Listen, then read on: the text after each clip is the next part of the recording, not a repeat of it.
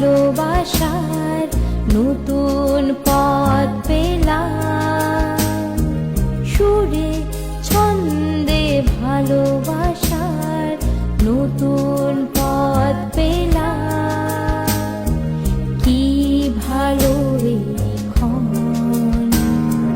গানে গানে বিনোদন, গানে গানে বিনোদন, গানে গানে বিনোদন, গানে গানে বিনোদন।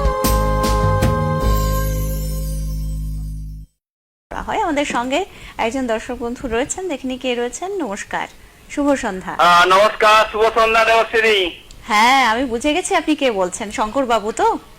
হ্যাঁ হ্যাঁ, একদম অবশ্যই, ধন্যবাদ। হ্যাঁ, আর আজকে অনুষ্ঠান কিন্তু খুবই সুন্দর হচ্ছে, ভীষণ ভালো লাগছে। আর প্রথমে দিদি জানেন আপনার উপস্থাপনা খুবই সুন্দর, এত সুন্দর ধন্যবাদ।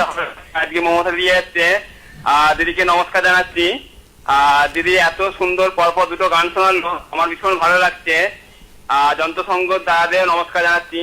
আর দিদির কাছে আমার রিকোয়েস্ট আছে, আমার হিয়ার মাঝে বা গাম ছাড়া এই রাঙামাটির বা যদি কোনো একটি আধুনিক গান, এই তিনটে গানের রেকর্ড রইলো। অনুষ্ঠান খুব সুন্দর হচ্ছে, সাথে রইলাম। একদম আপনি সঙ্গে থাকুন।